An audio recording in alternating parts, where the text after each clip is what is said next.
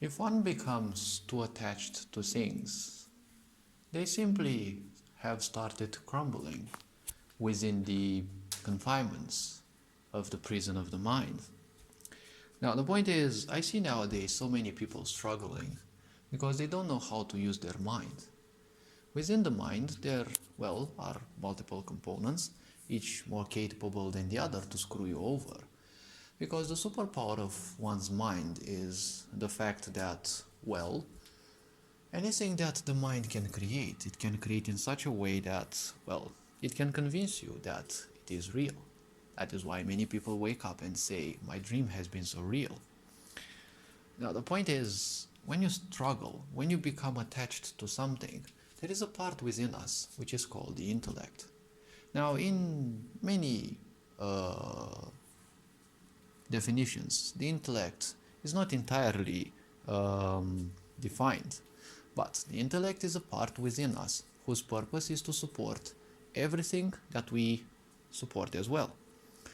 When you end up liking a certain idea, and well, you create obviously a certain attachment to it, be it emotional, psychological, mental attachment, whatever, the point is your intellect sees that as a point of high interest and it will fight to preserve it.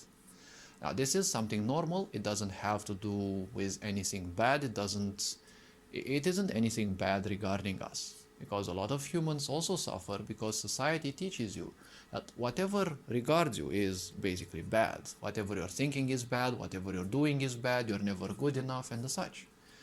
This behavior leads to you ending up feeling that you're incomplete, right? You're unfinished, right? Well, none of us is technically fully finished because we have been born in a way, we have been born perfect. Obviously, a sick society doesn't want you to see your own perfection, it just wants you to see a corrupt personal vision of what it thinks perfection is, and that's always gonna be the image of those who believe they are in charge. And well, the problem is you're probably gonna get attached to the fact that you're never good enough. The problem is, and this is it's a very good way to manipulate people and mass control people. The point is, when you add a lot of karma to it, when you add, hundreds of generations of people going through this cycle, it becomes harder and harder to resist, and children will find it easier and easier to embrace the fact that they not being enough is actually normal. And when you get stuck in such ideas, you also get stuck in them because somewhere in your mind you have created an attachment to it. And when you have created an attachment to this thing, well, it is a problem because now your intellect is actually fighting to support that. 1,000 people may compliment you on your things, may applaud you for your achievements and such. But if someone tells you that you're bad and you suck, obviously you're gonna focus on that because within you there is that certainty that, well, again, you're not good enough. See, in a sick society, people aren't ever gonna be enough, because when you have sick people, they're never gonna be pleased. If you have people who can't be pleased, why would you bother doing that, right?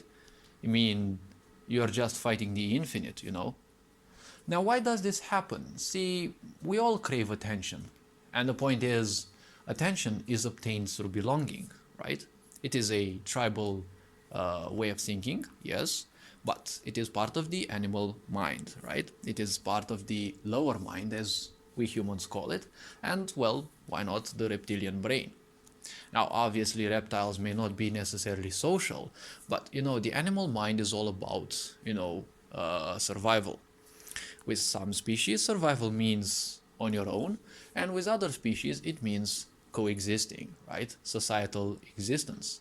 Since we are societal beings, mammals are societal beings, in most situations, let's say, except felines maybe, and, well, others, okay? So the point is, there are a few exceptions, yes, but mostly mammals are, family-based and societal-based.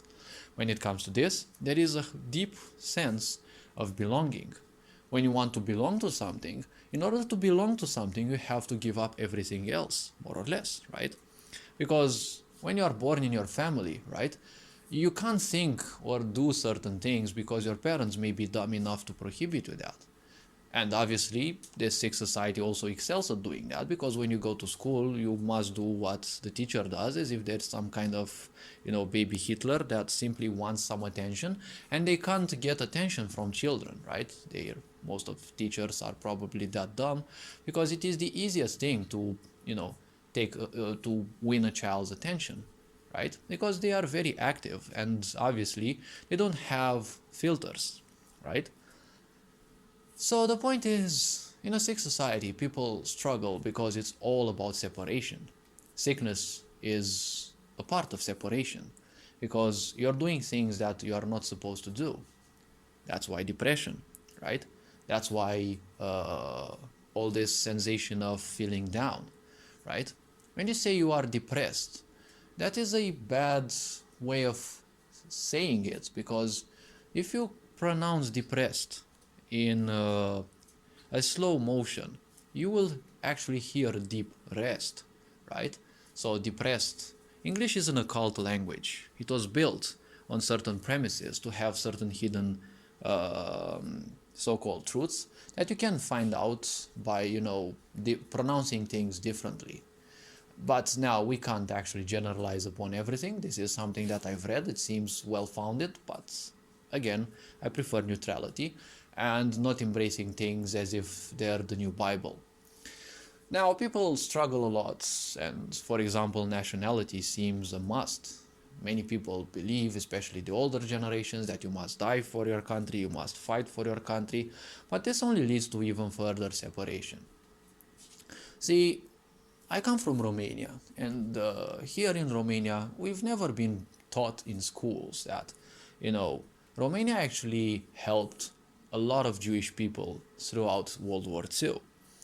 I mean, I'm not sure if Romania as a country, but the population of Romania usually has been seen as a welcoming one, and we haven't been taught about this. I heard a few accounts, but a few accounts, stories and such, you kind of tend to, shun them away, because, well, if they're not so-called official, you're not gonna, embrace them too easily.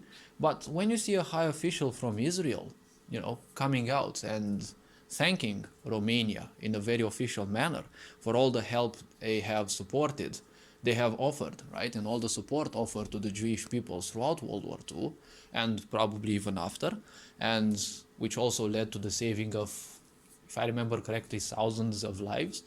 Well, if something like that happens, there you have it, okay? But see, the point that I also see, and it's a bit disturbing if you actually take it into account, because again it leads to some sort of separation, is that when you look at history, anytime there is a war, there are always factions, right? In order to have a war, you need at least two sides, right? Even if you are a single unit, a single human, right? You can only have a war with yourself when you have caused a fracture, right? Or technically when you have created cancer. Because many people know cancer as, the physical condition. But if we are to give cancer a definition, even a, let's say, spiritual definition, is one can call it when something small or big within you decides to fight against you, right? Because that's what cancer is. Some of your cells turn against you. Not willingly, but, well, they happen to end up turning against you. All those thoughts in your mind aren't yours, right? Especially those thoughts that you're not good enough, those you have taken from others. There are other people's opinions and as such, they don't belong to you, but they are a small part of you and, well, they're actually fighting against you. It's just a simple problem that you're giving them too much attention. And when you do, well, you're gonna suffer. So see, when it comes to a war, there will always be sides. Now, when we look at World War II, apparently only the Holocaust is, highly regarded. I mean, when it comes to human losses, to human casualties, no one speaks about the Russians. They seem to have taken the worst of the war, and they lost around 28 million people. Germany also took a lot of losses, but we can't speak about Germany because, Germany was the bad one. But see, if you look at wars and things from a non objective viewpoint, or at least as objective as possible, because you're never gonna be fully objective, but when you look at things as objectively as possible, you can't see the sides. Because if you still think in terms of sides, well, that's when you have a problem. Because when you think in terms of sides, you're gonna end up repeating history, right? If you say, no, the Russians have always been the good ones and the Germans have been the bad ones, you're gonna repeat history sooner or later, right? Because someone will come, most likely, according to free speech and, well, free thinking, they will think the opposite way. And since you think opposing viewpoints, well, most likely will end up in an argument. See, that is a problem. Now, see, to me it matters not whether you are of Jewish origin or whatever, okay? Your nationality is your psychiatry, as I call it, okay? If you think you're a certain nation, well, that's your own psychiatry, okay? You're a human being. If you cut down any human, they will all bleed the same. It doesn't matter what skin color they have.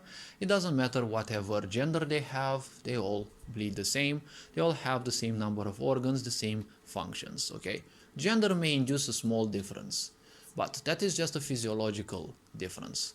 Physiology is only a very minute part of humans, so the point is that shouldn't come as much of a problem, right?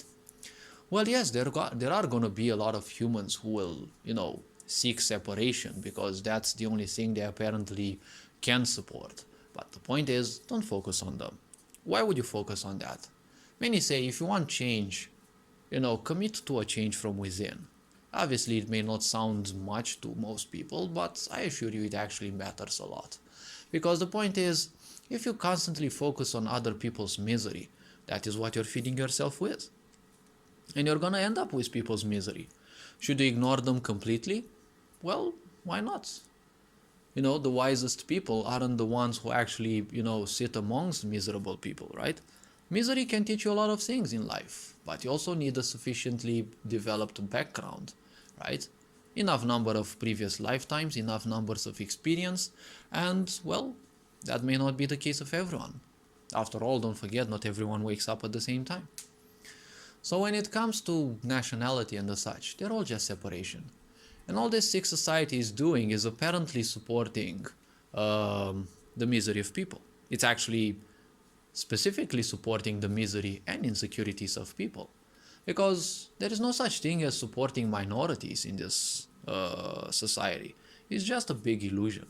No one supports your minority, no one supports your sexual orientation or the such. It's just NGOs that want you to be their slave and they make big money out of it.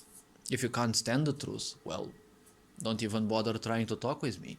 Because, well, I'm not here to, speak with people and tell them beautiful lies. I can tell you beautiful lies, it's not much of a problem. It's not a hard thing either, right? Because the moment you start speaking good things to people, well, they most likely will like it, right?